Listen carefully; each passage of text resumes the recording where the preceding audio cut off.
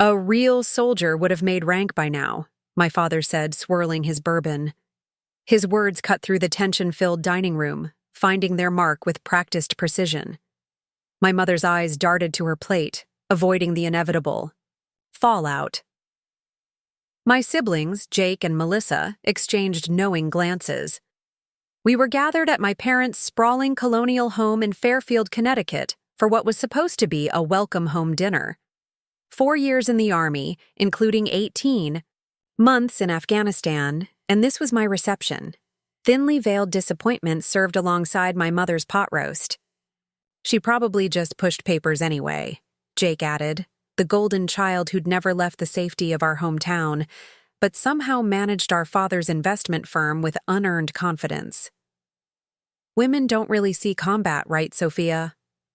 I gripped, my knife tighter, the weight of it familiar in my hand.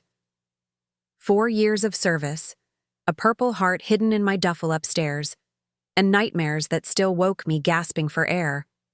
Yet here I sat, being diminished by people who thought warfare was something they understood from movies. Actually, I started, but Melissa cut me off. Dad's just saying there are better paths, Sophie. I mean, look at me. 2 kids, husband making partner at his law firm, and our new house in the Ridgewood development. She adjusted her designer watch, a gift from her husband that she'd mentioned 3 times since I arrived. The military is just so limiting for someone with your potential. My potential. As if they had any idea what I was capable of, as if they'd ever bothered to find out. The chandelier above cast harsh shadows across their expectant faces. I'd been home less than 6 hours, and already the walls were closing in, suffocating me with familiar disappointment. I served my country, I said quietly, the words feeling hollow even to my own ears. Not because they weren't true, but because I knew they meant nothing in this room. My father scoffed. And what do you have to show for it? No career, no husband, no foundation for a real future. Just some sob stories and a discharge paper. The honorable discharge papers were actually folded neatly in my wallet, along with a business card I'd received my last week in Afghanistan. A card that had already changed the trajectory of my life, though they wouldn't know that for quite some time. I have experience, I replied, maintaining composure the way only someone who'd been shot at could. Leadership skills, crisis management under actual life or death pressure. Leadership? Jake barked out a laugh. You were what, a corporal? That's barely above a private. Sergeant, I corrected, though I knew it wouldn't matter. They'd never understood military structure or cared to learn. My mother, ever the peacekeeper, interjected with forced brightness. Well, the important thing is you're home now. We can help you figure out next steps. Maybe community college? Or Jake could find something for you at the firm. Filing, perhaps? Filing. After I'd coordinated supply logistics under active fire and led evacuation operations during flash floods that threatened our forward operating base. After I'd made decisions that kept people alive, I looked around the table at my family. These strangers who shared my blood but had never shared my reality. They were comfortable in their bubbled existence, passing judgment from leather chairs and country club memberships. I appreciate the concern, I said, the military formality creeping into my voice, but I have plans. Plans? My father's eyebrows rose with skepticism. What kind of plans could you possibly have without our help? You have no connections, no relevant experience for the real world. The real world, as if I hadn't lived in the most real world. Possible, where mistakes meant death and decisions had immediate consequences. I met people during my service, I said carefully, not ready to reveal what had been set in motion. I have opportunities. Melissa rolled her eyes dramatically. Oh, please, Sophie. What opportunities? Selling insurance to other veterans? Working security at a mall? Be realistic. Their dismissal was nothing new. I'd grown up the middle child, sandwiched between Jake's golden boy status and Melissa's perfect daughter routine. I was the disappointment before I'd ever had a chance to succeed or fail on my own terms. My decision to enlist after high school instead of attending the state university they'd selected had merely confirmed what they'd always believed. Sophia doesn't know what's good for her. What they never understood was that I'd enlisted precisely because I knew exactly what was good for me. Escape. You know, my father continued, warming to his favorite topic, my shortcomings. Your cousin Bethany just made VP at her marketing firm. 31 years old. Now that's impressive. I nodded, biting back words that would only escalate the tension. 4 years of military discipline had taught me to choose my battles wisely, and this wasn't one worth fighting. Not today. Maybe you should talk to her, my mother suggested, hope brightening her features. I'm sure she could help you put together a resume. Though, her voice dropped, concerned, you might want to downplay the military thing. It makes people nervous in corporate settings. Downplay the military thing. 4 years of my life, the most formative experience I'd ever had, reduced to something to hide, like a prison sentence or a mental breakdown.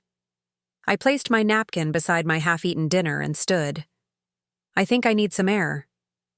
Oh, don't be so sensitive, Jake called after me. We're trying to help you. I stepped onto the back porch, the summer evening air heavy with humidity and the scent of my mother's prized roses. Behind me, through the French doors, I could hear their conversation continuing without pause. She's always been so difficult. My mother sighed. The military obviously didn't fix her attitude problem, Melissa added. Give her time. My father's voice, surprisingly conciliatory. She'll realize soon enough that she needs our help. Where else can she go? Where else, indeed? The question hung in the night air as I pulled out my phone and the business card I'd been carrying for months. Colonel James Harrison, retired, now CEO of Ventura Security Solutions, one of the fastest-growing private security firms contracting with tech companies expanding into unstable regions. The colonel had seen something in me during a joint operation: leadership under fire, quick decision-making, and ability to navigate complex cultural landscapes. Call me when you're stateside, he'd said as our paths diverged. I'm building something, and I need people who understand both worlds. I'd called him 3 months before my discharge. We'd spoken 6 times since, each conversation more detailed than the last. The offer had been formalized 2 weeks ago. The salary would make Jake's impressive finance job look like pocket change. But standing on my parents' manicured lawn, the future suddenly felt distant and uncertain. Old insecurities crept in, familiar shadows I thought I'd left behind in combat zones. What if they were right? What if I was reaching beyond my capabilities? What if my phone buzzed with an incoming text, breaking my spiraling thoughts? Confirmed for Monday, 0800 Dallas office, car will pick you up. Looking forward to having you on the team.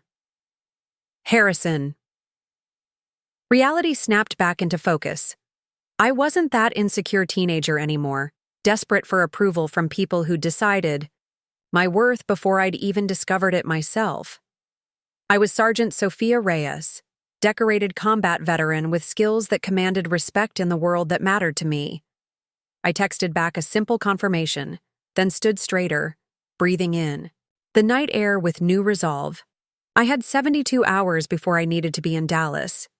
72 hours in this house that had never felt like home. With these people who had never seen me clearly, I could endure it. I'd endured worse.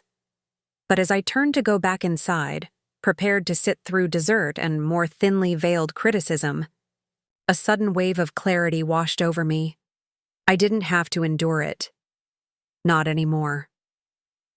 I stepped back into the dining room where they'd transitioned seamlessly to discussing Jake's recent golf tournament victory. 4 pairs of eyes looked up at me with varying degrees of interest. I've made a decision, I announced. I'm leaving tonight.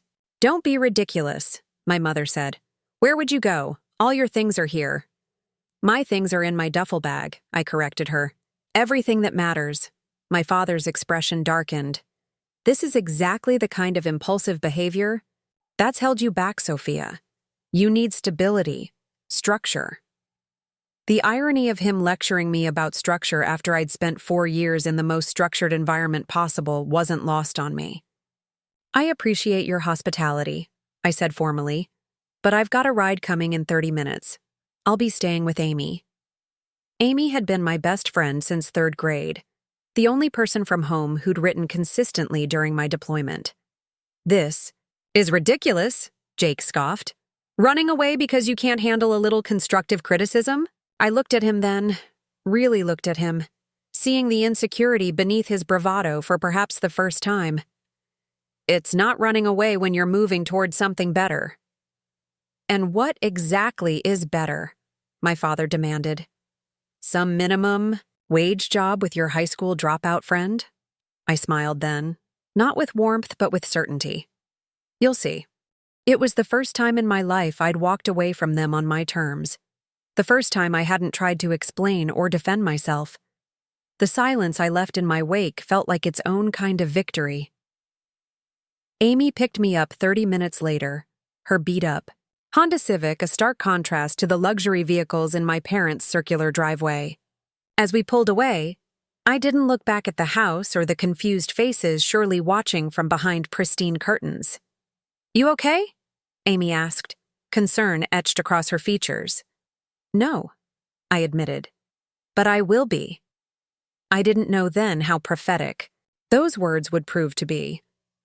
I didn't know that 3 years would pass before I saw any of them again. I didn't know that when we finally reunited, nothing would be the same, least of all me. What I did know, with bone-deep certainty as we drove away from my past toward my future, was that I was done trying to fit into spaces too small for who I'd become, done seeking approval from people who couldn't see beyond their limited expectations, done apologizing for choices that had forged me into something stronger than they could comprehend. The night air rushed through the open windows, carrying away the weight of their judgment. For the first time since returning stateside, I felt like I could breathe again. Amy's apartment was nothing like my parents' immaculate colonial. The 2-bedroom walk-up above a Vietnamese restaurant smelled perpetually of lemongrass and fish sauce. The furniture was mismatched, the walls decorated with concert posters and thrift store art. But that night, curled up on her second-hand couch with a cup of tea, I felt more at home than I had in years. They really haven't changed, have they? Amy said, tucking her legs beneath her. The faded army t-shirt she wore, one I'd sent her from Basic, hung loose on her small frame. Did you expect them to? I asked. She shrugged. I guess I hoped deployment might have earned you some respect. Most people around here practically worship veterans. Most people aren't my family. I stared into my mug, watching the tea swirl, as I rotated it between my palms. To them, my service was just another mistake. Another example of Sophia zigging when she should have zagged. So, what's the plan now? Amy reached for the remote, muting the late-night talk show neither of us had been watching. You mentioned Dallas? I hesitated, not because I didn't trust Amy. She was the one person who had never questioned my choices, but because saying it aloud made it real. Made me responsible for making it work. I've been offered a position with a private security firm, I said finally. Ventura Security Solutions. They specialize in high-level corporate protection and consultancy in volatile regions. Amy's eyes widened.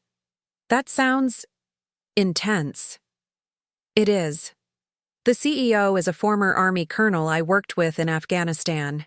He thinks my experience with logistics and threat assessment makes me a good fit for their operations team. Operations team, Amy repeated, a hint of wonder in her voice.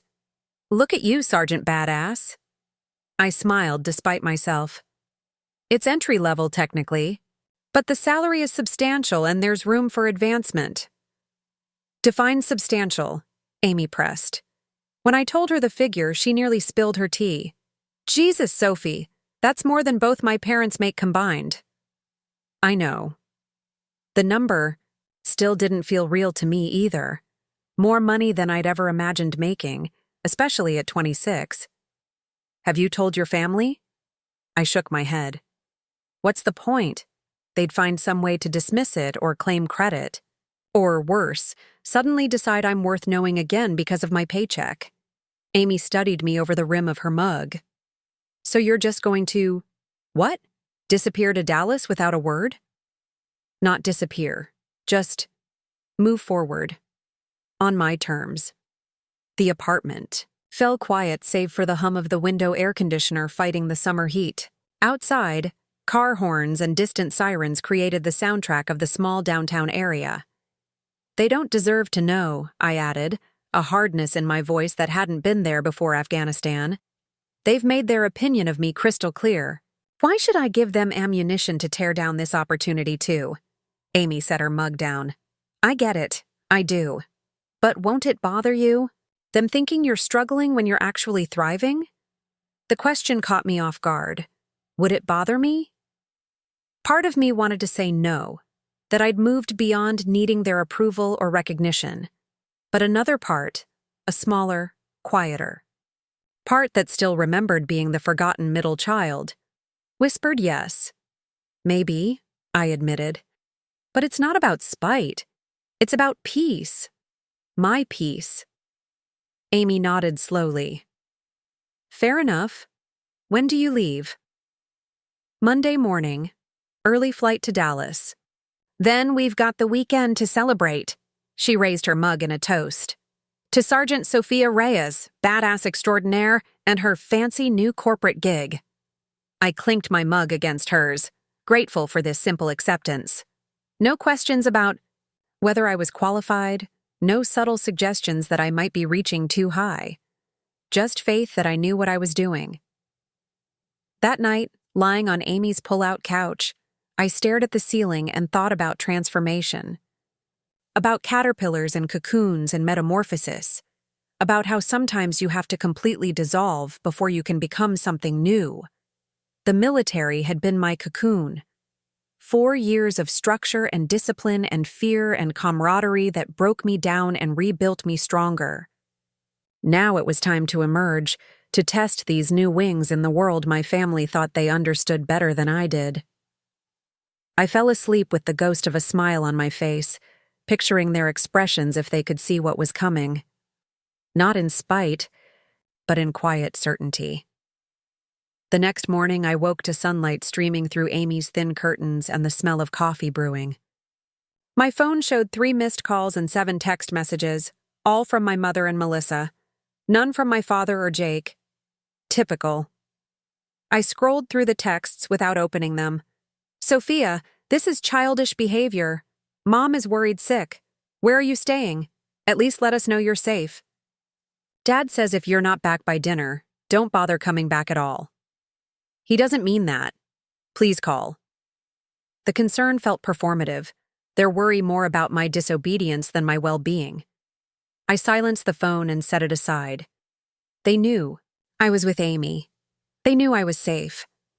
What they couldn't handle was that I'd walked away, that I'd rejected their narrative. Morning, sunshine, Amy called from the kitchen area. Coffee's ready when you are. I padded to the kitchen, grateful for the normalcy. Thanks for letting me crash. Mi casa es su casa, she replied, sliding a mug toward me. Especially now that you're going to be rich and famous. I'll need somewhere to name drop.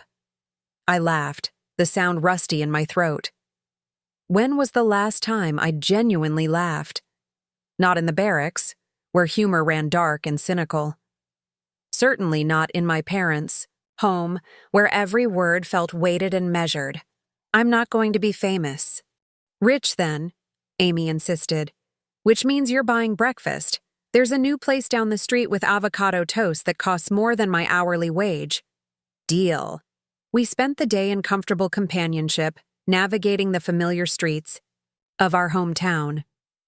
Amy pointed out changes that had appeared during my absence. The new craft brewery, the old movie theater converted to luxury apartments, the high school football field now sporting artificial turf. It was strange seeing the place through adult eyes. This town had felt so limiting, so suffocating when I left. Now it just seemed small. Not in a condescending way, but in the sense that I had outgrown it, like childhood clothes stored in an attic. We avoided the neighborhoods where my family might be found, sticking to the downtown area and the park by the river. It wasn't hard. We operated in different orbits anyway.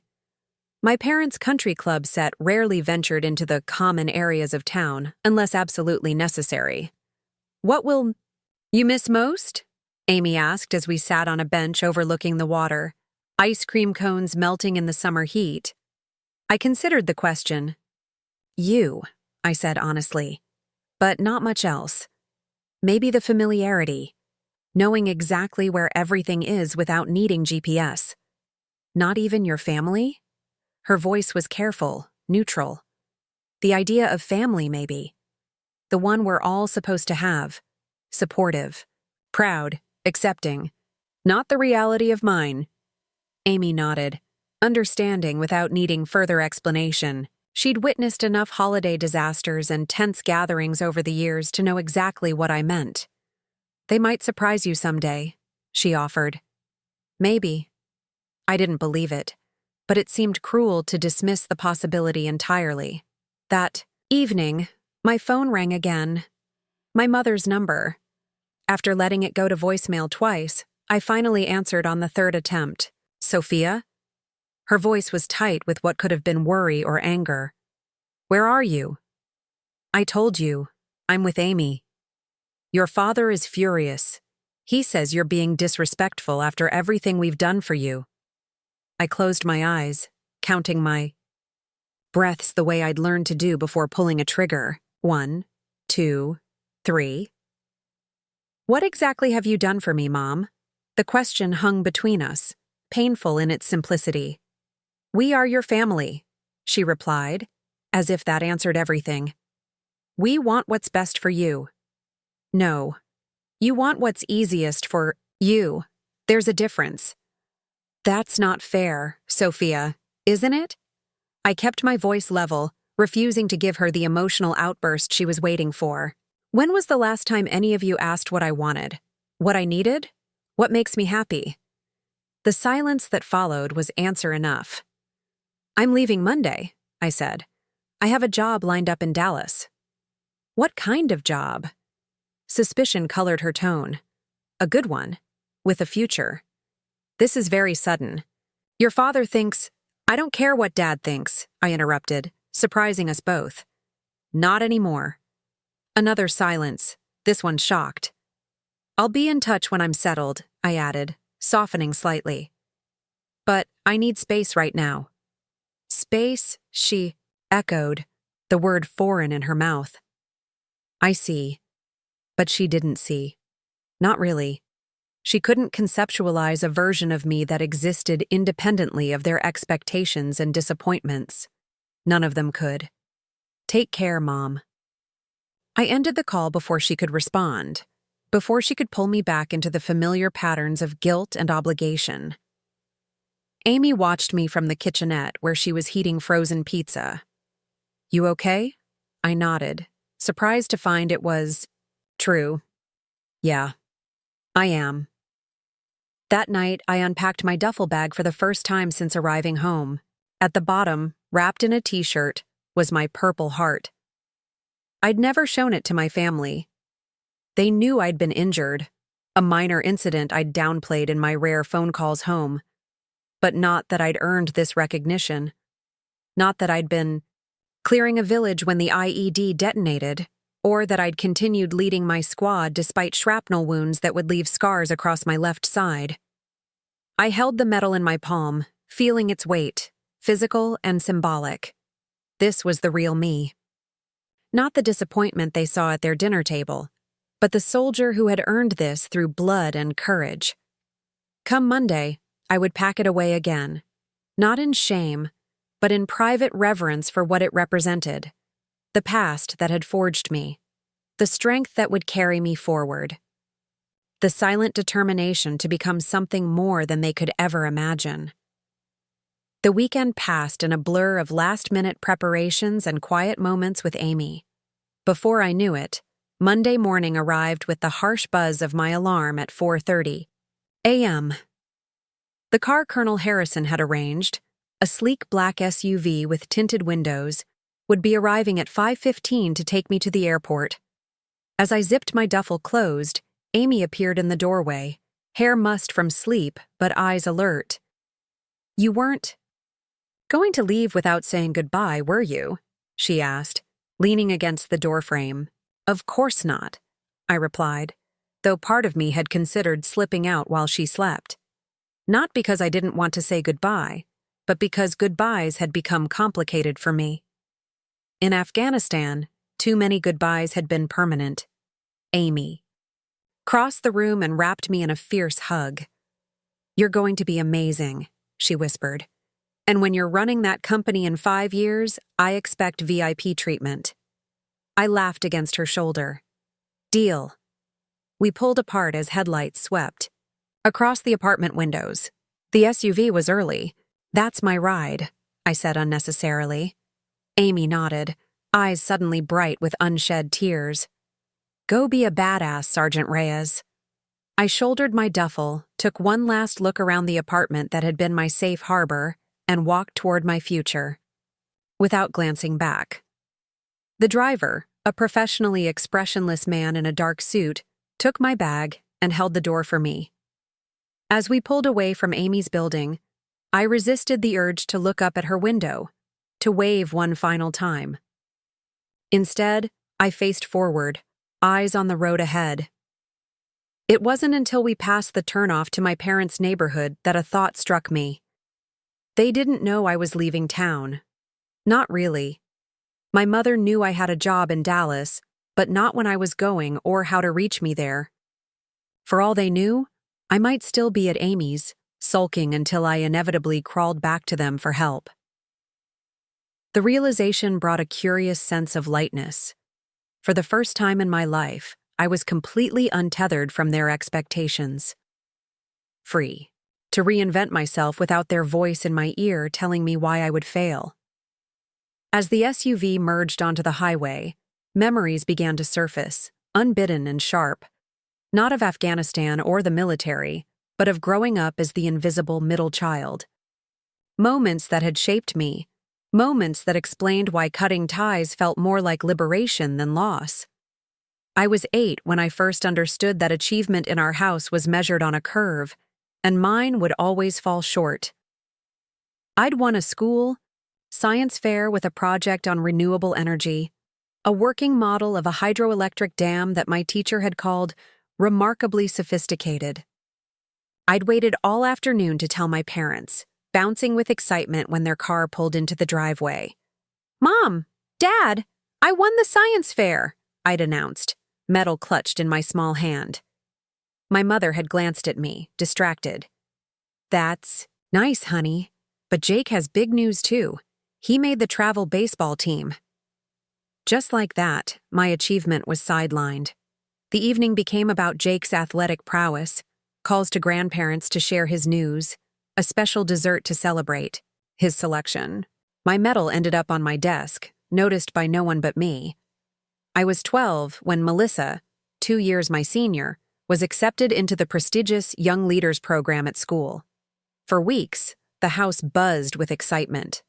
My parents boasted at their country club, threw a party for her, framed the acceptance letter. When I was accepted into the same program 2 years later, my father had simply nodded and said, "Well, they took your sister, so I'm not surprised they took you too," as if I'd merely followed a path Melissa had blazed, rather than earning my own way, as if her achievement somehow diminished mine.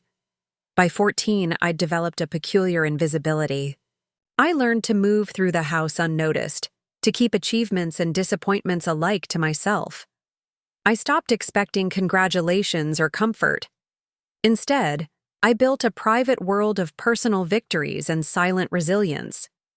I joined the track team and discovered I had natural endurance. Running became my escape, literal and figurative.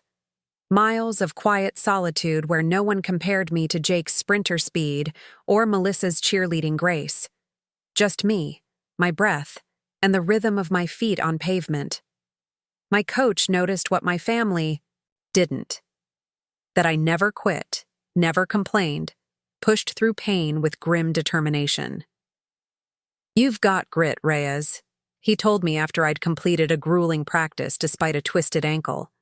"That'll take you further than talent in the long run." His words became a mantra I repeated through high school as I watched Jake receive a car for his 16th birthday, while I saved babysitting money to buy my first cell phone. As I listened to my parents discuss college funds, ample for Jake's, business aspirations, and Melissa's pre-law path, but questions about more affordable options when it came to my education. "We're not sure Sophia is really college material," I overheard my father telling a family friend at a barbecue. "She's a hard worker, but academics aren't her strong suit." This, despite my 3.8 GPA, higher than Jake's had been, though no one seemed to remember that fact. But the narrative had been established early.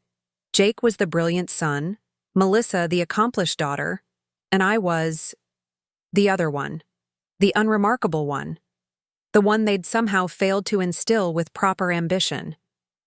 Senior year, when military recruiters visited our school, something clicked. Here was a path completely separate from my siblings, from my parents' expectations.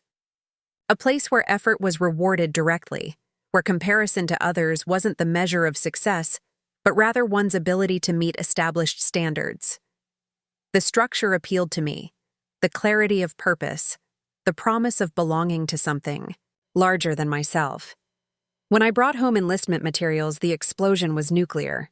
"Absolutely not," my father had thundered, slamming his hand on the dining room table. "No child of mine is joining the military. We are a Townsend family. We go to college. We build careers. We don't become cannon fodder." My mother had been more subtle but equally dismissive. "Darling, you don't know what you're saying. The military is for people without options. You have options." Did I? Their version of my options looked remarkably like shadows of paths Jake and Melissa had already taken. Even my siblings weighed in. Jake called it a phase designed to get attention.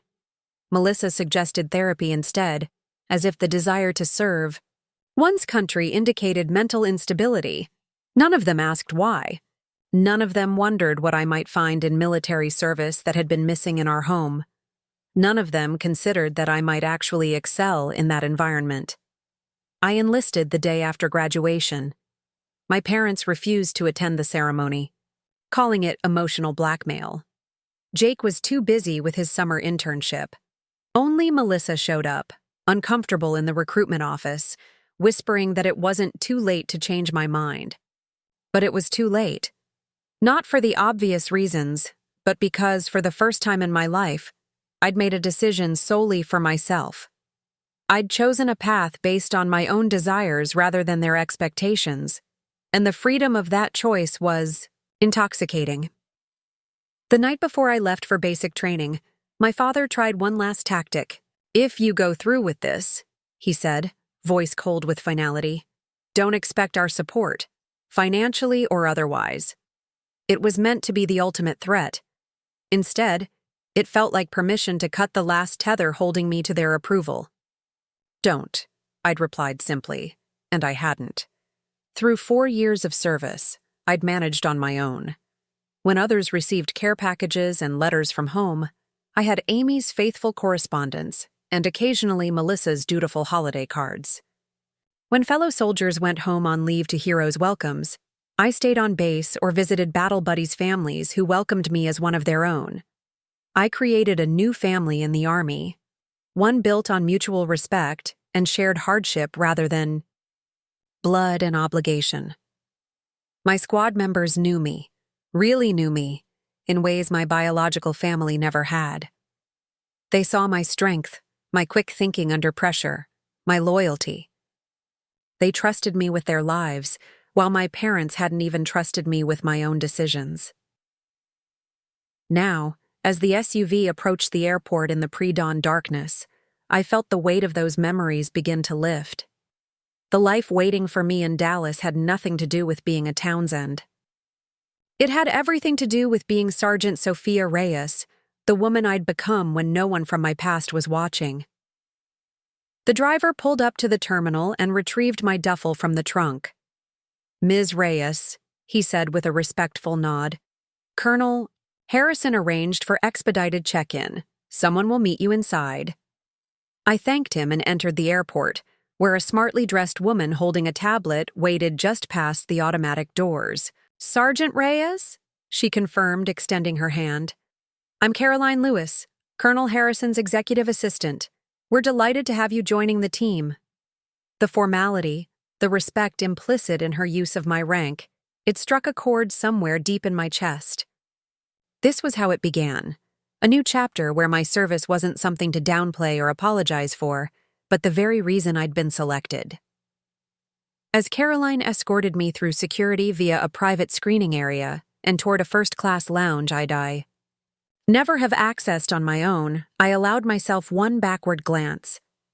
Not at the life I was leaving, but at the self I had been before the army, before Afghanistan, before I understood my own worth apart from their measuring stick. That girl was gone, dissolved in the crucible of military service and combat. In her place stood a woman who no longer needed their approval to know her value. A woman who had stared death in the face and returned with purpose. Dallas was waiting, and so was the reckoning none of them saw coming. The flight to Dallas marked my first time in first class. The wide leather seat, the flight attendant who addressed me by name, the hot towel and champagne before takeoff, all of it felt surreal, like I'd accidentally stepped into someone else's life. I kept waiting for someone to realize the mistake, to escort me back to economy where people like me belonged. But there was no mistake. This was Colonel Harrison's doing, a preview of the life waiting for me at Ventura Security Solutions. A life where my military experience was an asset, not something to hide on a resume. I sipped the champagne slowly, savoring the unfamiliar luxury while watching other passengers board. Businessmen in tailored suits, women with designer luggage, all of them moving with the easy confidence of people accustomed to privilege. Not so long ago, I would have resented them. Now, I studied them like an anthropologist observing a new culture. Soon enough, I would move among them, learning their customs, speaking their language. The thought brought a small smile to my lips. My father, with all his country club connections and investment firm prestige, would be stunned to see me here. My mother, who measured status through designer labels and dinner party invitations, would be speechless at the deferential way the cabin crew treated me. But their opinions didn't matter anymore. I was beyond their reach, flying literally and figuratively above the boundaries they had tried to set for me. As the plane reached cruising altitude, I reclined my seat and closed my eyes, letting my mind drift back to the moment that had changed everything. Not my decision to enlist. That had been a beginning, certainly. But the true breaking point, the moment when Sophia Townsend died and Sergeant Reyes emerged fully formed, came later. In Afghanistan. In fire and blood and impossible choices. Our convoy had been returning from a supply mission to a remote outpost when we encountered the village. Not on any of our maps, just a cluster of mud brick houses and frightened civilians caught between Taliban forces and American military might. As we approached, shots rang out from the hills above, not directed at us, but at the villagers. The warning. A reminder of who truly controlled the region once we departed. Our orders were clear. Secure the convoy, return to base. No deviations. The village wasn't our objective, but the people were running toward us, women carrying children, old men hobbling as fast as their legs could carry them, and behind them, barely visible through my binoculars, armed men were descending from the hillside. "Sir," I'd said to Lieutenant Chambers, "civilians are under attack. They're seeking our protection." Chambers, young and inexperienced, looked torn. "Orders are to return to base." "With respect, sir, we can't leave them." The radio crackled, with command's response to Chambers' request for instructions. "Negative, Lieutenant. Proceed to base. We don't have intelligence on that village. Could be a trap. I watched the lieutenant's face, saw him wrestling with duty versus humanity, saw the moment he chose to follow orders rather than conscience. Mount up, he announced. We're moving out. The other soldiers hesitated, looking from the approaching civilians to our vehicles. No one wanted to leave, but no one wanted to challenge orders either. Except me. Sir, I said louder this time. There are children. Chambers' expression hardened. That's an order, Sergeant. Something inside me snapped then. A lifetime of following others' expectations, of staying inside the lines they'd drawn for me, of accepting the limitations they placed on my potential. All of it crystallized into a single moment of defiance. I'm staying, I announced, unslinging my rifle. Anyone who wants to help these people with me, anyone who doesn't, no judgment. For a terrible moment, no one moved. Then Johnson stepped forward. Then Martinez. Then 5 others. The lieutenants, face flushed with anger and something like shame. You'll face court-martial for this, Sergeant, he warned. Better that than leaving these people to die. In the end, Chambers left with half the convoy while I led the remaining soldiers to intercept the civilians. We established a defensive perimeter, radioed for air support, and held position until a QRF could be dispatched from the nearest forward operating base. The firefight that followed was brutal but brief. Our superior firepower drove the Taliban fighters back into the hills, but not before they'd launched several RPGs toward the village. One detonated near my position, peppering my left side with shrapnel.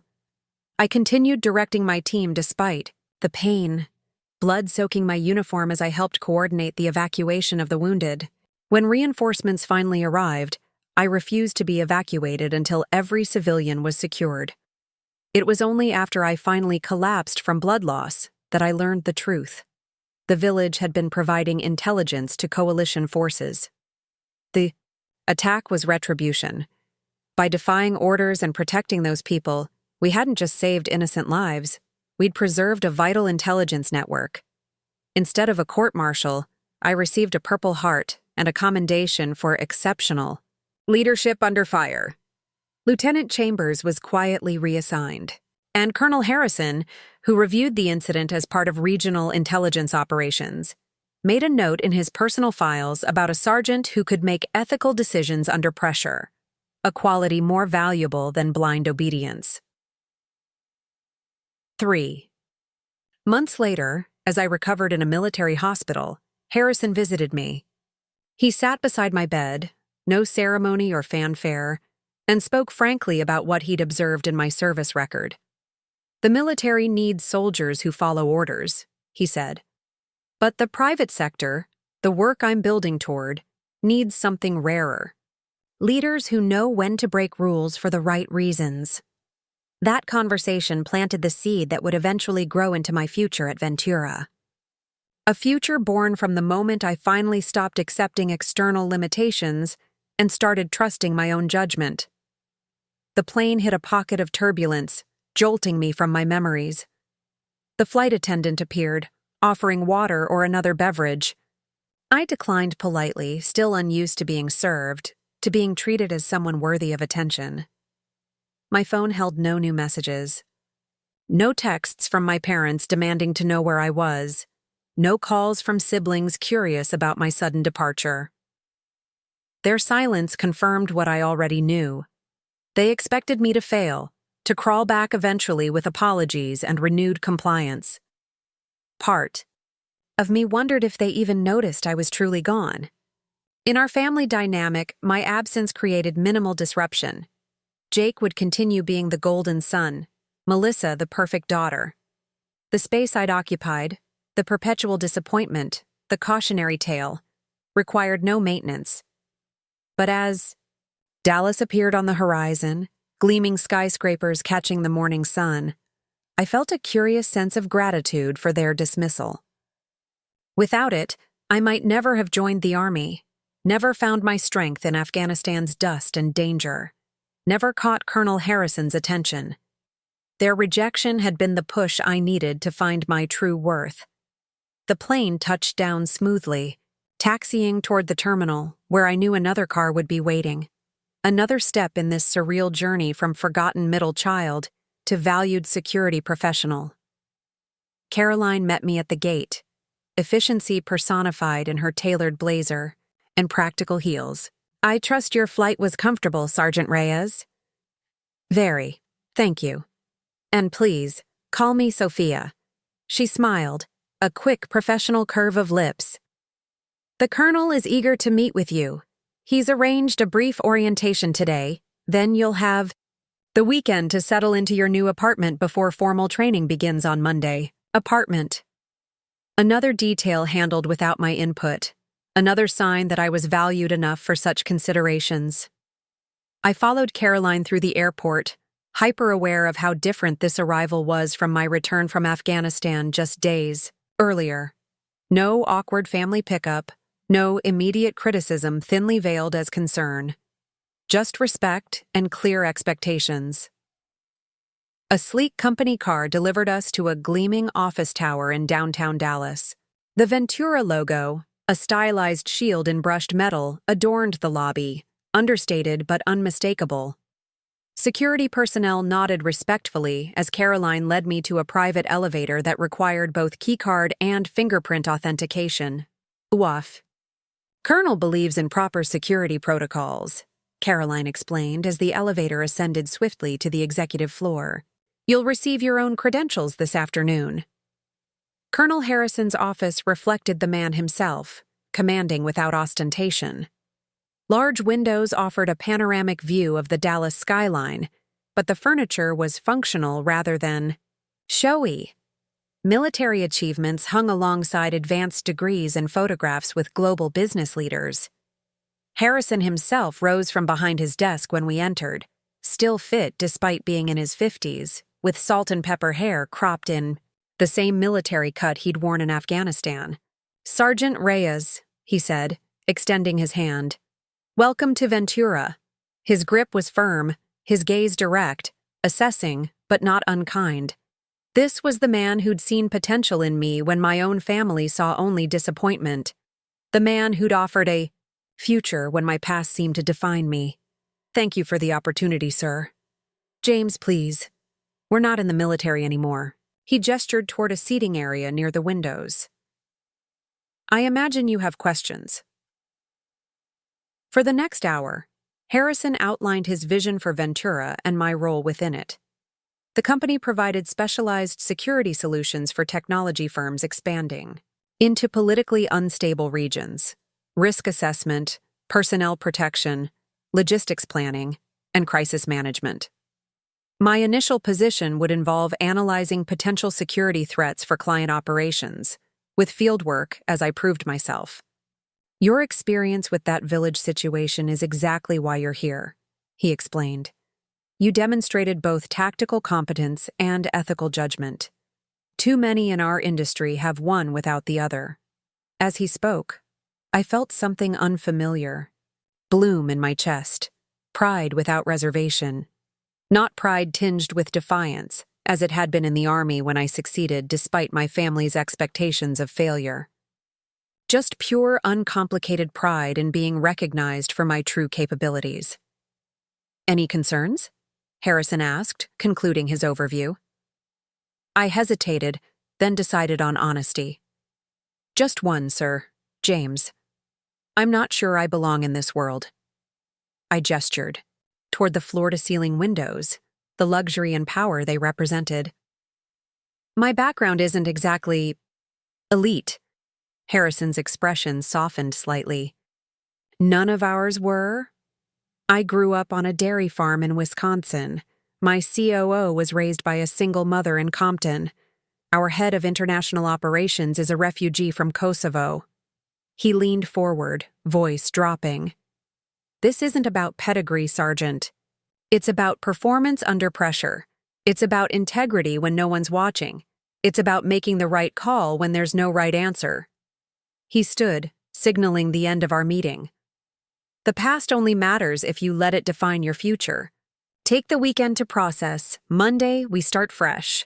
As Caroline escorted me back through the building, explaining details of my compensation package, company housing, and training schedule, I felt something I hadn't experienced in years. The sensation of being exactly where I belonged, of being valued for precisely who I was. My family had never seen me, not truly. They'd seen only the ways I failed to meet their predetermined expectations, the ways I didn't fit their narrow definition of success.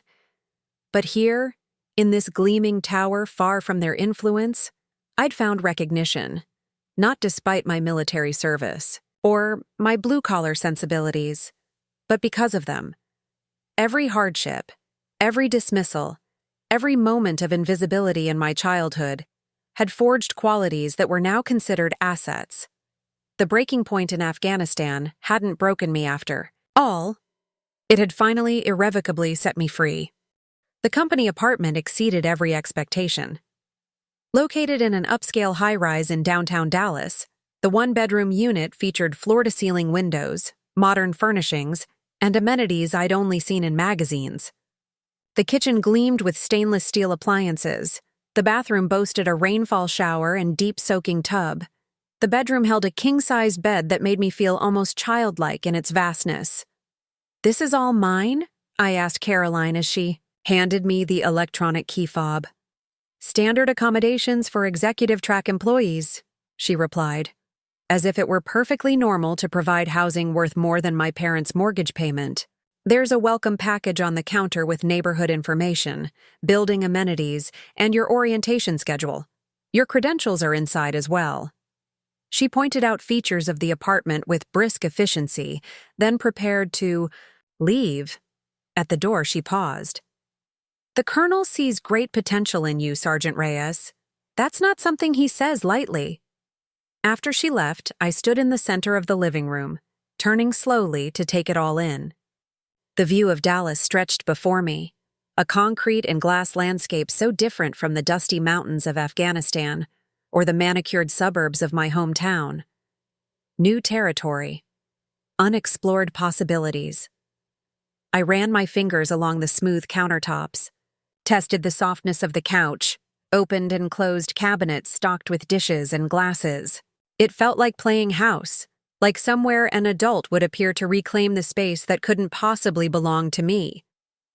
The welcome package contained my new company ID, access cards, a company phone, and a sleek laptop.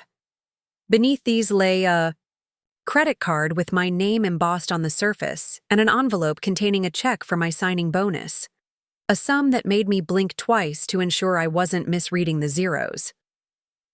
Attached was a note in Harrison's precise handwriting. "Forgetting. Established? Don't hesitate to ask if you need anything else. Welcome aboard. J.H." I sat on one of the bar stools, staring at the check, reality finally sinking in. This was happening. This new life, this new version of myself, was real. My old phone buzzed, breaking the moment.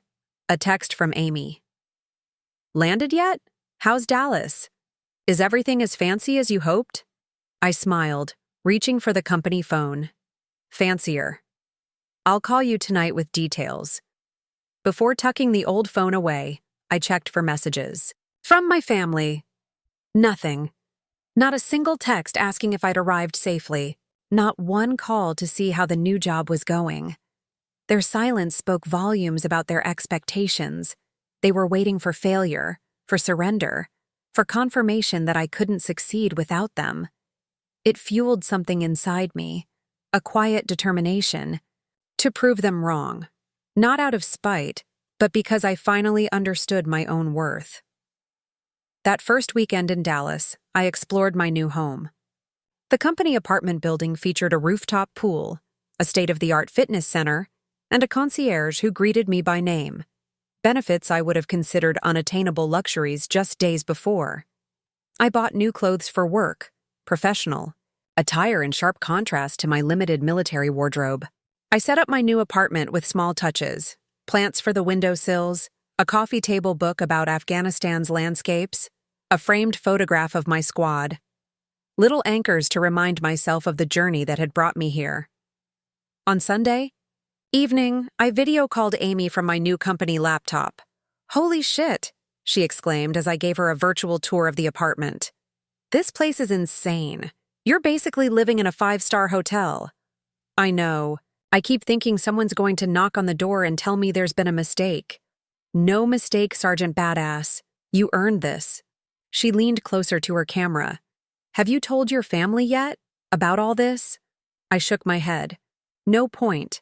They've already decided who I am and what I'm capable of. Nothing I say will change that."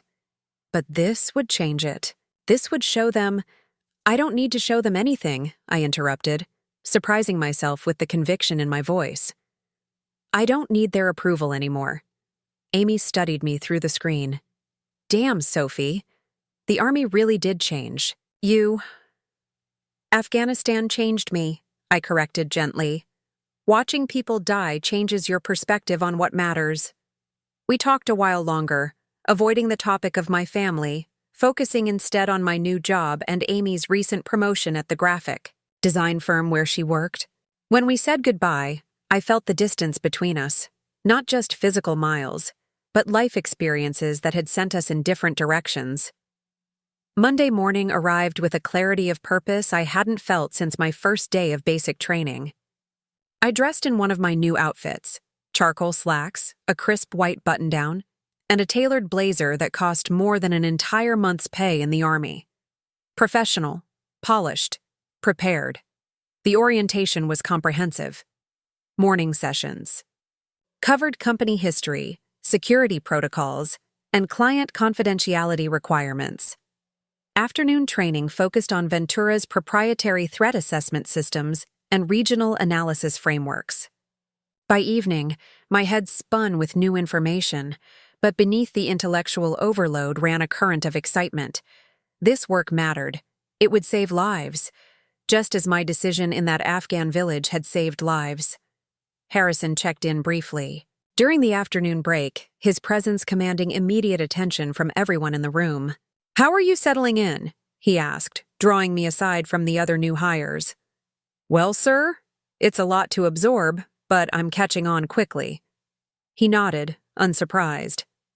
"Jenkins tells me you asked some pointed questions about our South American operations." "Good instincts. We're expanding rapidly there. Technology firms following the lithium supply chain. I'd like you to sit in on the regional briefing tomorrow." The casual invitation carried implicit weight, an opportunity disguised. As a simple meeting, one of the senior analysts shot me a look, part surprise, part envy. "Thank you, sir. I'd appreciate that."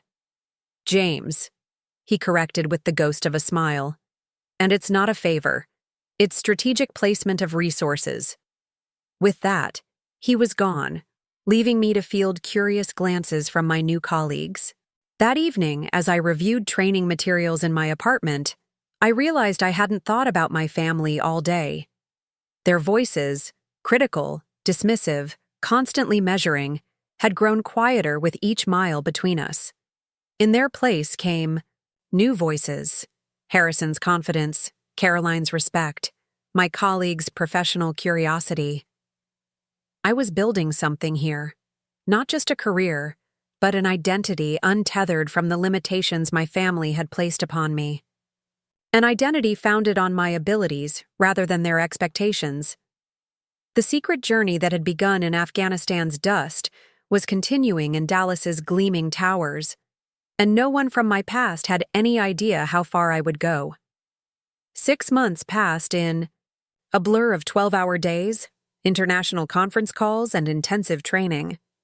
My role at Ventura evolved rapidly, moving from assessment to strategy as Harrison recognized my aptitude for identifying security vulnerabilities in complex environments. The theoretical scenarios I'd analyzed during orientation became real-world, assignments with actual consequences. My first major project involved a tech company expanding operations into Ecuador, where indigenous protests against lithium mining had created tensions with government forces. My analysis identified specific risks to personnel and infrastructure, leading to a comprehensive security protocol that the client implemented without alteration. When their facility opened without incident despite regional unrest, Harrison called me personally to relay the client's gratitude. "They say your assessment was spot on," he said, the pride in his voice unmistakable. "That level of insight usually takes years to develop." I credited my military experience, particularly my time working with local populations in Afghanistan, but Harrison saw more. "It's not just experience," he countered. "It's intuition. You understand human motivation at a fundamental level. That can't be taught." The recognition fueled me. I volunteered for additional projects, expanded my language skills with intensive Spanish courses, and absorbed everything I could about the regions where Ventura operated. My apartment filled with books on geopolitics, economics, and regional conflicts. My company laptop held meticulously organized files analyzing security trends across Latin America. 3 months in, I received my first promotion. 6 months in, I led my first team. The trajectory was steeper than anyone had anticipated, including Harrison. My colleagues, initially skeptical of my rapid advancement, came to respect my judgment and work ethic. Even the senior analysts who had been with Ventura since its founding began to consult me on specific regional assessments. Through it all, I maintained radio silence with my family. Amy provided occasional updates, mentions of running into Melissa at the grocery store or hearing about Jake's latest promotion through mutual acquaintances. According to Amy, they spoke of me rarely, and when they did, it was with vague references to my job in Texas that suggested they assumed I was working retail or food service. "Your mom asked if you were still doing that security guard thing," Amy reported during one of our weekly video calls. "I didn't correct her. Figured that was your call to make." I appreciated Amy's discretion. The truth was, I wasn't ready for my family to know about my success. Not because I wanted to surprise them eventually, but because their knowledge felt irrelevant to my life now. I was building something that had nothing to do with them. A career based on my capabilities rather than their connections. Achievements recognized on merit rather than family name. My silence wasn't about revenge. It was about establishing independence. So complete that their opinions, good or bad, couldn't touch me. The physical changes were as significant as the professional ones. The rigorous PT schedule I maintained, a habit carried over from the military, combined with the company's executive wellness program to transform my body into a more refined version of my soldier self. My military short hair grew out into a sleek bob that Caroline helped me style for client meetings. My wardrobe expanded to include designer pieces that felt increasingly natural as I moved through Ventura's elite circles. Even my speech patterns evolved, military directness softening into corporate diplomacy without losing its underlying strength. I learned to deliver difficult assessments with the precise calibration of bluntness and tact that made executives listen. 9 months into my tenure at Ventura, Harrison called me into his office for an unexpected meeting. Caroline's usual professional demeanor seemed heightened as she escorted me in, a subtle indication that something significant was about to happen. Harrison stood at the window, gazing out at the Dallas skyline, hands clasped behind his back in a posture that reminded me of military briefings. "Sophia," he said, turning as I entered. The use of my first name rather than Rhea's marked this as a personal, rather than strictly professional conversation. "Have a seat." I sat, maintaining the poised alertness that had become second nature in these surroundings. "I've been impressed with your performance," he began, taking his own seat. "More than impressed. You've exceeded every expectation I had when I recruited you." "Thank you, sir." "James," I corrected myself, still occasionally slipping into military habits despite months in civilian corporate culture. "I'm expanding our Latin American division," he continued, "opening a regional headquarters in Bogotá, strategic location, for our operations throughout South and Central America." I nodded, Familiar with the geopolitical reasoning, Colombia's relative stability and central location made it ideal for coordinating security operations throughout the region. I want you to run it. The statement hung in the air between us, deceptively simple for the magnitude of what it represented. Regional director, at 27, with barely a year at the company. That's a significant responsibility, I said carefully, mind racing to process the implications, which is why I'm not offering it lightly. Harrison leaned forward, elbows on the desk. You have a unique combination of military experience, analytical capability, and leadership presence.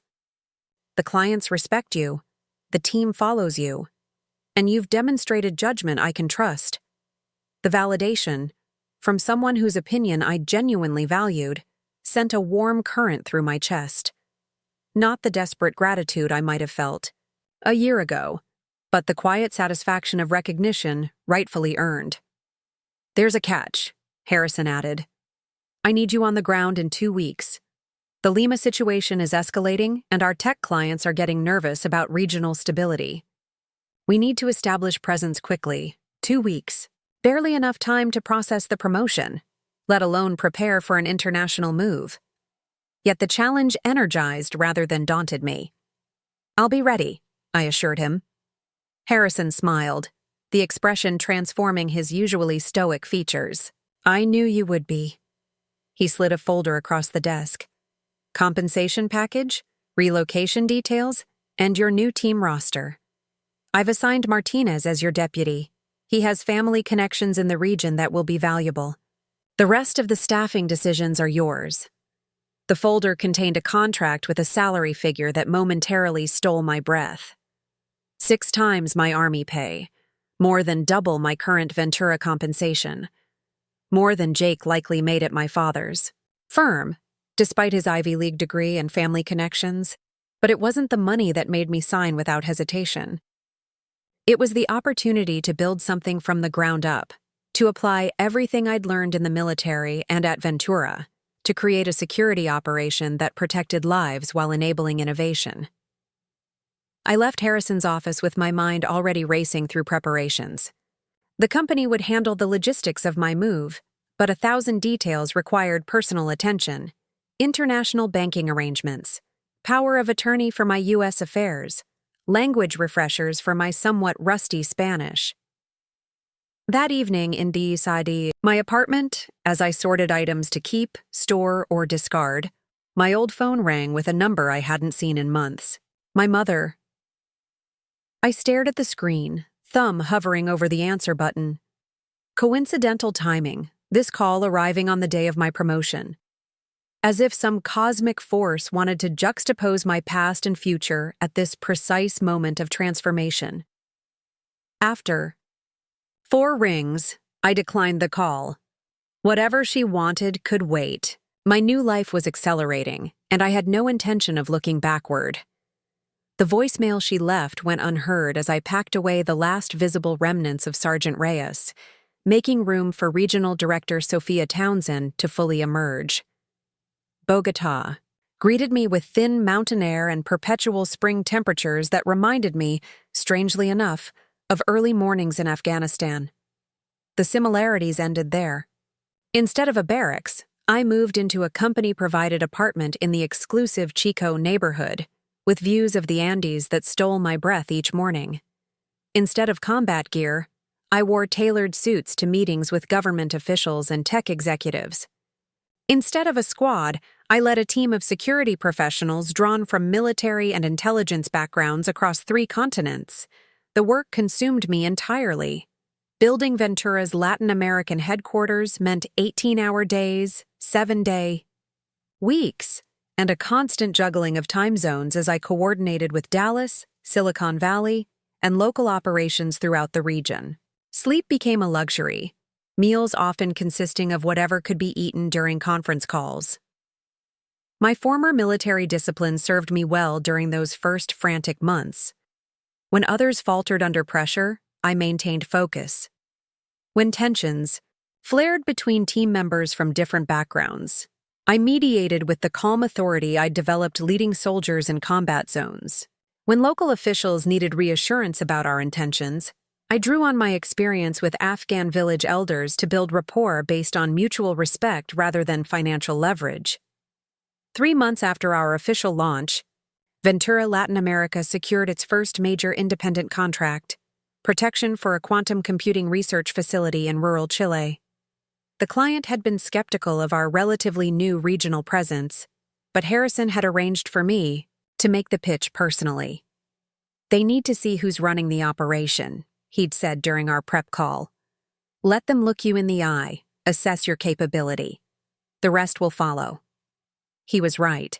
After a grueling 4-hour meeting where I answered questions ranging from tactical response protocols to geopolitical risk factors, the client's CEO had turned to his security director and simply nodded. Contract signed, handshakes exchanged, champagne opened in celebration. Later that night, alone in my hotel room overlooking Santiago, I allowed myself a moment of pure, untainted pride. This victory belonged solely to me, not to family connections or inherited privilege, but to my own hard-earned expertise and determination. The journey from forgotten middle child to this moment hadn't been easy. It had required sacrifices few would understand. The biggest sacrifice, ironically, was normalcy. The ordinary rhythms of life that most people took for granted. Weekends, off, birthday celebrations, dating, friendships maintained through regular contact, all fell away as I built Ventura's regional presence. My team became my social circle, our rare downtime spent discussing security strategies or regional politics, rather than movies or relationships. Even my communication with Amy dwindled to occasional texts and monthly video calls that I frequently had to reschedule. She remained supportive but increasingly distant, our shared references and inside jokes fading as our lives diverged further. "You sound different," she remarked during one late-night call, her voice tinged with something between admiration and loss. "Like you're someone else now." The observation was accurate but incomplete.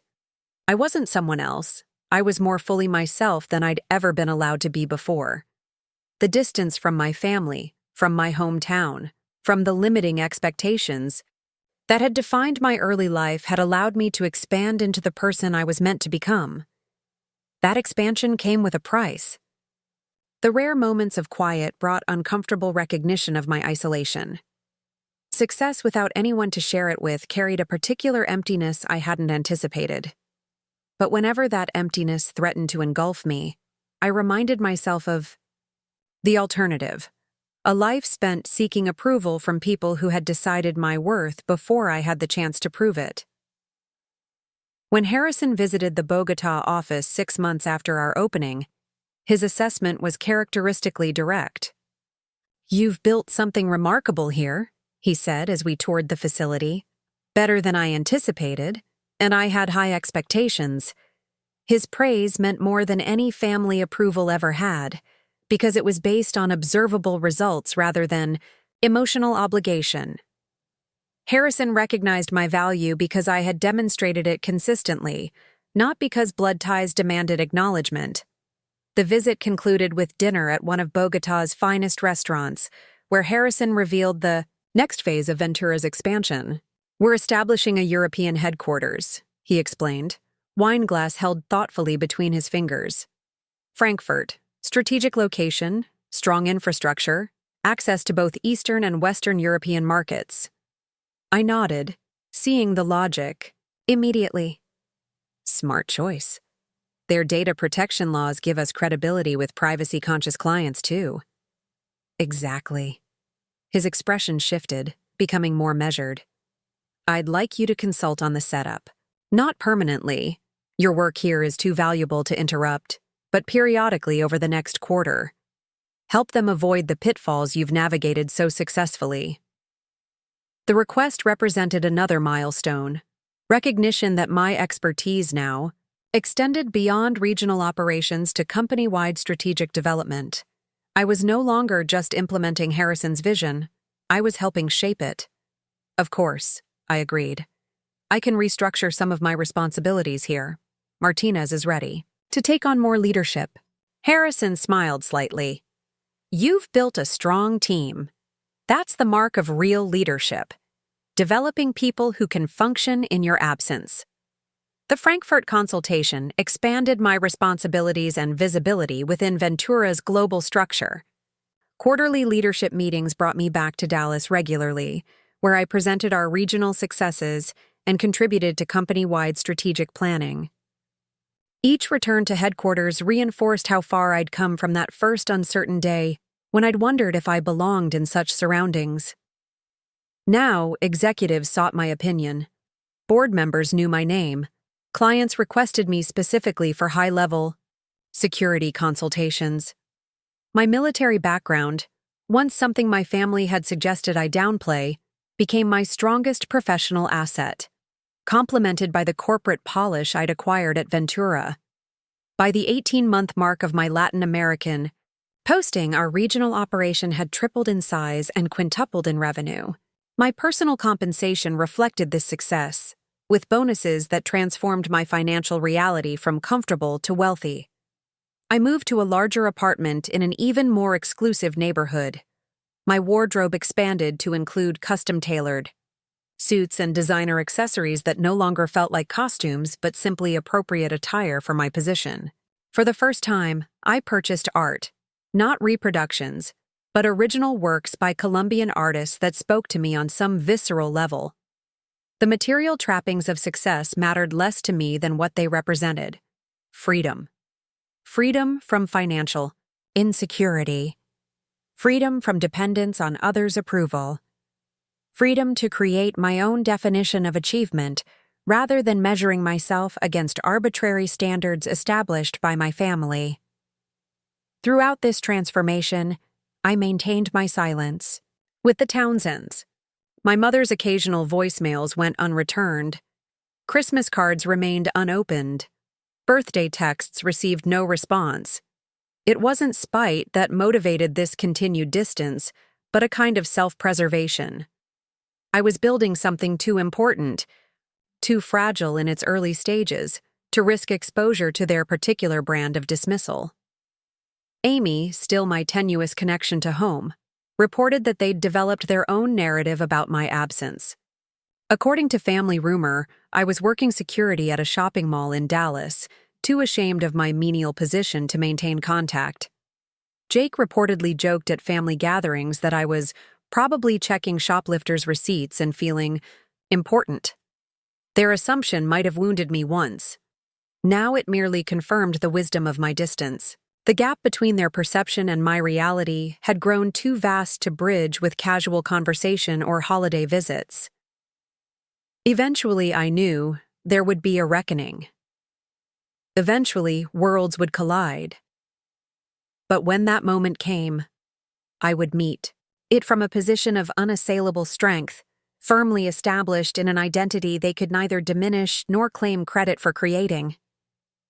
That moment arrived sooner than I expected, triggered by a family crisis that couldn't be ignored, and a corporate milestone that made concealment impossible. The call came at 3:17 a.m. Bogotá time, jarring me from a rare deep sleep.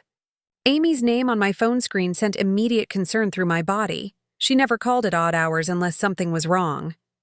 "Amy?" I answered, instantly alert. "What's happened?" Her voice trembled slightly. "It's your dad, Sophie. He had a heart attack. They're saying it's serious." The news hit like a physical blow, unexpected and disorienting. My father, the invincible patriarch, the immovable judge of my worth, reduced to mortality in an instant. "When?" I managed. "About 4 hours ago. Your mom called me when she couldn't reach you." Amy paused. "They're at Memorial Hospital. He's in surgery now." A complex wave of emotions crashed through me: concern, anger, guilt, and beneath it all, a persistent question. What was my obligation here? 2 years of silence had created a chasm between us. Did a medical emergency automatically bridge that gap? "Sophie?" Amy prompted when I didn't respond. "Are you coming home?" Home. The word carried weight I wasn't prepared to examine at 3 a.m. "I'll need to make arrangements," I said, mind already cataloging the logistics: flights, schedule adjustments, delegation of responsibilities. "Tell them—" I stopped, uncertain what message I wanted to convey. "Tell them I'm aware of the situation." Amy sighed. "They're your family, Sophie. Whatever happened between you—" "I know," I interrupted, not ready for the lecture implicit in her tone. "I'll figure it out. Thank you for calling." After hanging up, I sat motionless in my darkened bedroom, the lights of Bogotá glittering beyond my windows. The path forward wasn't clear. My relationship with my father had never been warm, had never approached the easy camaraderie he shared with Jake, or even the grudging pride he took in Melissa. His last words to me, accusations of ingratitude and emotional blackmail, hardly warranted dropping everything to rush to his bedside. Yet something deeper than familial obligation tugged at me, a need for resolution perhaps, or simply the recognition that death had a way of clarifying what truly mattered. I reached for my laptop and booked a flight to Boston for the following evening, then composed a series of emails delegating my responsibilities for the next week. Martinez would handle most operational decisions. Harrison needed to know why I was temporarily stepping away. The Frankfurt team could postpone their implementation questions. By dawn, the necessary arrangements were complete. Only then did I allow myself to text Amy, "Arriving tomorrow night. Will come directly to hospital if he's still there." Her response came immediately. "He's out of surgery. Critical, but stable. Your mom will be relieved you're coming." I doubted that last statement. My mother would be relieved at the restoration of appearances, the prodigal daughter returning in crisis, family unity maintained for public consumption. Whether she actually wanted to see me was another question. Entirely. As I showered and dressed for the day ahead, practical considerations replaced emotional turmoil. This trip would mark my first return to my hometown since leaving for Dallas. My family knew nothing of my current position, my financial status, or my professional achievements. How much should I reveal? How would I explain my sudden ability to drop everything and fly across continents at a moment's notice? The questions followed me throughout the day as I conducted meetings, finalized reports, and prepared Martinez for my absence. By evening, I had no clear answers, only the certainty that I wasn't the same woman who had left that family dinner 2 years ago. Whether my family could accept that reality remained to be seen. The next morning, as I packed a small suitcase for the trip, my company phone rang with Harrison's private number. "Reyes," he began without preamble. "Change of plans. The Argentinian energy contract is finalizing early.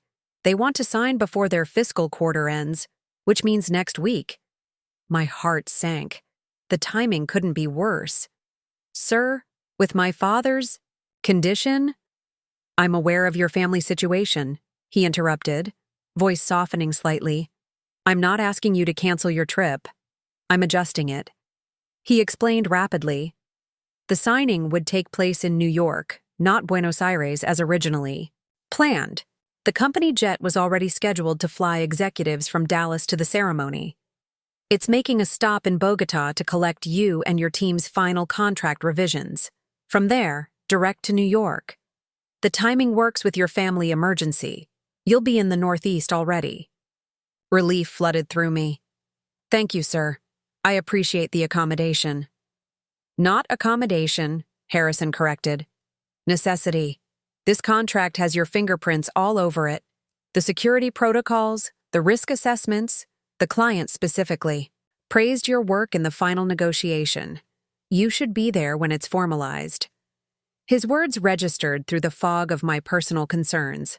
Another milestone, another recognition of my value. Even amid family crisis, my professional identity remained solid, unshakable. "I'll be ready," I assured him. "And I'll make arrangements to reach Boston from New York." "Already handled," Harrison replied. "After the signing, the jet will take you directly to Boston. Use it as long as you need during your family situation. Consider it a company resource at your disposal. The offer stunned me momentarily. Private jet access represented a level of corporate privilege I hadn't yet internalized, despite my title and compensation. That's extremely generous, I began. It's practical, Harrison countered.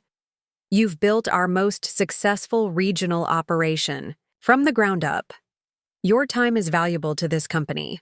If private transportation makes your personal emergency more manageable, it's worth the expense. After ending the call, I sat on the edge of my bed, recalibrating my expectations for the trip ahead. I would arrive not as the prodigal daughter, but as a corporate executive with access to resources my family couldn't imagine. The meeting of these worlds would be jarring for everyone involved. Part of me considered downplaying my success, arriving by commercial flight, wearing casual clothes, maintaining the fiction that I was still the struggling veteran they imagined. It would be easier, less confrontational, more aligned with their expectations. But that approach felt dishonest, a denial of everything I'd worked to build. My success wasn't something to hide or diminish for others' comfort. If this homecoming forced a reckoning between their perception and my reality, perhaps that reckoning was overdue. With new resolve, I continued packing, selecting items that reflected my actual life rather than their outdated image of me. My tailored Bogotá suits, my executive laptop with the Ventura Security Protocols, the understated but expensive watch Harrison had given me after the Chilean contract signing. Was no longer pretending to be someone I wasn't, neither for the corporate world nor for my family's benefit. This integration of my authentic self across all contexts felt like the final step in a long process of reclaiming my identity. The company car arrived at dawn to take me to the airport. As we passed through Bogotá's awakening streets, I felt an unexpected sense of homecoming. This city, not the New England town of my childhood, had become home. Here, I had built something meaningful. Here, I had become fully myself. The Ventura jet waited on the tarmac, sleek and understated. The pilot greeted me by name as I boarded, gesturing toward the plush leather seating and fully stocked refreshment center. We'll arrive in New York at approximately 3 p.m. local time, Ms. Reyes. The contract signing is scheduled for 5 p.m. at Ventura's Manhattan office. We'll depart for Boston immediately after the ceremony. I nodded, settling into a seat as the cabin doctor closed and pre-flight preparations began. Through the window, I watched Bogotá recede beneath us, the city where I'd found my strength giving way to clouds that carried me toward my past. The flight offered hours of uninterrupted contemplation.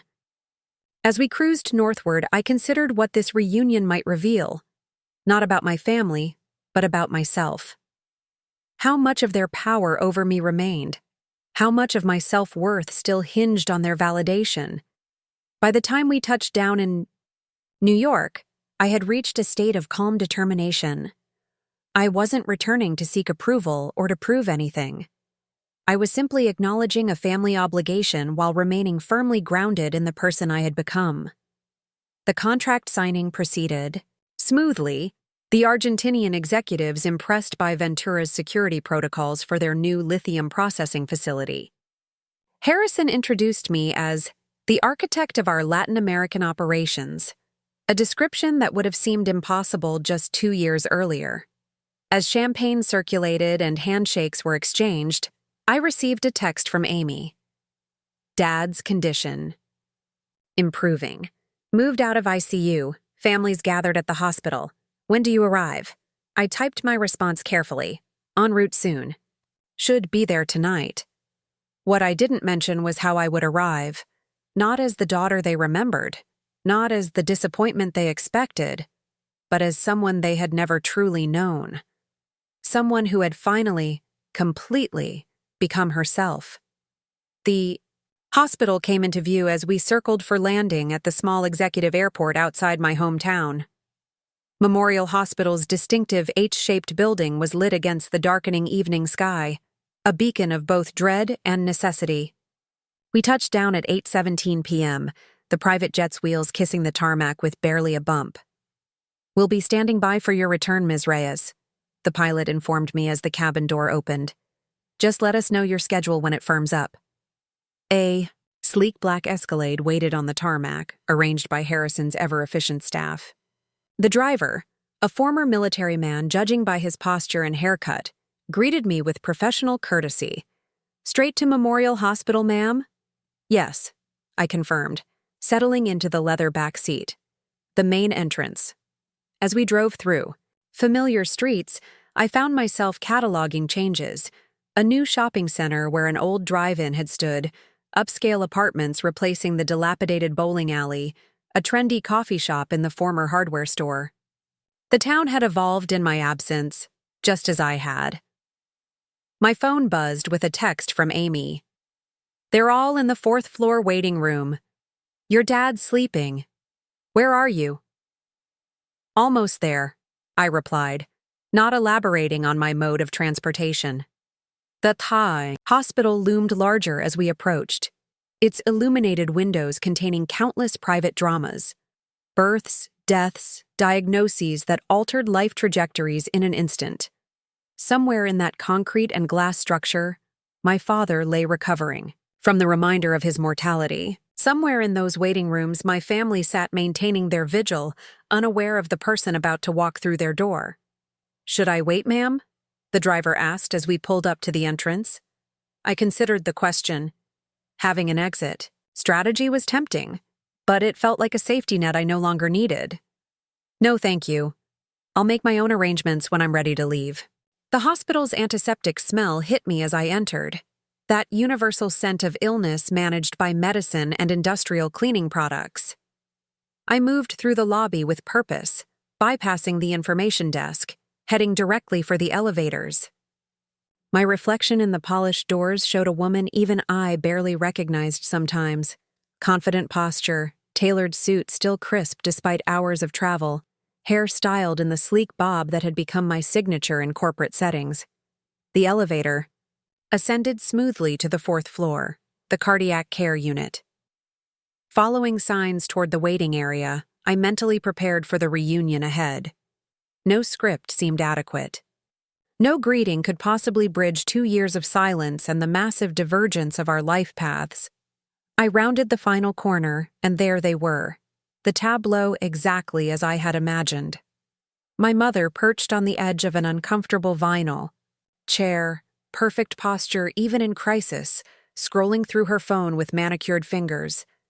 Melissa curled in an armchair, her designer handbag occupying the adjacent seat, a paper coffee cup clutched between her hands.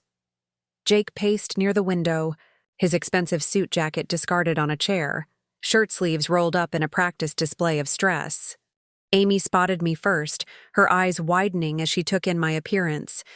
The subtle double take told me everything I needed to know about the disparity between their expectations and my reality. "Sophie," she said, rising from her seat beside Melissa. 3. Heads turned simultaneously. Time seemed to slow as their expressions registered confusion, then shock, then something harder to define. A complex mixture of surprise, disbelief, and dawning recognition that something fundamental had changed. My mother recovered first, social training kicking in automatically. "Sophia, you came." She stood, moving toward me with arms extended for an obligatory embrace. I accepted the hug briefly, the familiar scent of her Chanel perfume triggering unexpected emotion I carefully contained. "How is he?" I asked, stepping back to maintain professional distance. "Stable," Jake answered, appraising me with narrowed eyes. "The doctors are cautiously optimistic." His gaze traveled from my tailored blazer to my leather portfolio case, his expression calculating. "You look different." "It's been 2 years," I replied evenly. "We weren't sure you'd come," Melissa added, her tone suggesting she'd argued against contacting me at all. "Given how you left things." The implicit accusation, That I was the one who had severed ties rather than the culmination of a lifetime of dismissal might once have provoked defensiveness. Now it simply confirmed how little they understood what had transpired. "Family emergency," I said simply. "Some things transcend disagreements."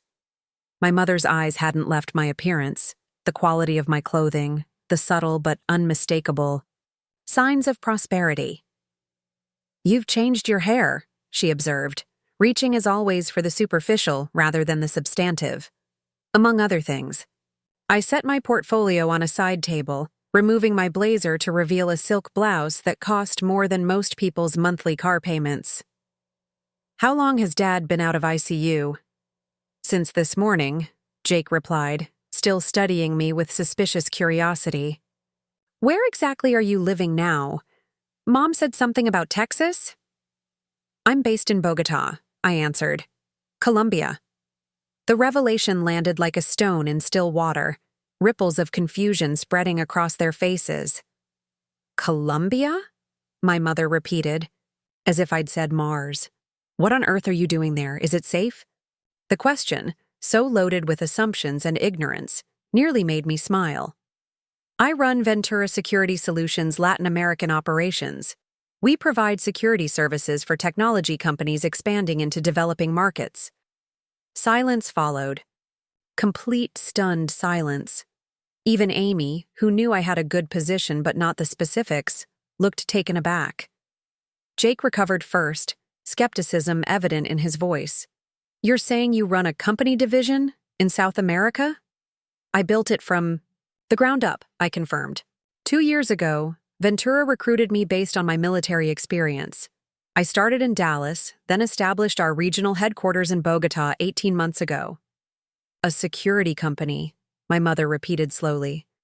"Like guards and cameras?" "More. Like threat assessment, personnel protection, and strategic consultation," I corrected. "We work with tech firms entering volatile regions where traditional security approaches are inadequate." Melissa's expression shifted from dismissal to calculation. Her husband's law firm represented various corporate clients. She was connecting dots, assessing my potential value in her social network. "That sounds intense," she said, her tone softening slightly. "Is that why we haven't heard from you? You've been busy with this career?" The question offered an easy out, a way to explain my silence without confronting the deeper issues that had caused it. I considered taking it, smoothing over the reunion with platitudes about work demands and international time differences. But that would be reverting to old patterns, prioritizing their comfort over my truth. "Partly," I acknowledged, "but mainly because I needed to establish who I am outside of this family's expectations, outside of being the perpetual disappointment." My mother flinched visibly. We always," I interrupted gently. "Every comparison to Jake's achievements, or Melissa's choices, every dismissal of my decisions, every time you suggested I couldn't succeed without your help or connections." Jake's expression hardened. "So, you've come back to, what, prove us wrong? Show off your fancy job and clothes?" "I came back because Dad had a heart attack," I corrected. "My success isn't about you, Jake. That's the point you're missing. It never was." Before he could respond, a doctor appeared in the waiting room doorway, clipboard in hand. "Mrs. Townsend, your husband is awake and asking for family." My mother stood immediately. "We're all here now," she said, gesturing to include me. "His daughters and son," the doctor nodded. "2 at a time, please. He's still weak." My mother looked at me, something uncertain flickering in her eyes. "Sophia, would you like to go in with me first? He'll be surprised to see you." The olive branch, however small, felt significant. I nodded, following her toward my father's room, aware of Jake's resentful stare and Melissa's calculating assessment trailing after me. Before entering, I turned back to Amy, who had remained silent throughout the exchange. Her expression held, a mixture of pride and wonder, as if she were seeing me clearly for the first time. "You really did it. she said quietly. Everything you said you would, that night you left. I smiled, the first genuine expression since arriving.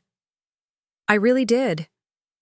With that affirmation ringing in my ears, I stepped through the doorway to confront the man who had done so much to shape both my insecurities and my determination. The final piece in the puzzle of my past, meeting my present. My father looked diminished against the hospital sheets, his commanding presence reduced by machines and monitoring wires.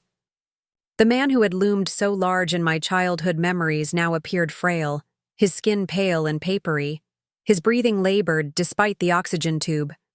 His eyes widened when he saw me, first in confusion, then recognition, then something more complex. I stood at the foot of his bed, allowing him the time to process my presence. Sophia, he said finally, voice raspy from intubation. You came. The surprise in his tone spoke volumes about our estrangement. He truly hadn't expected me to return for even this, a brush with mortality. Of course I did.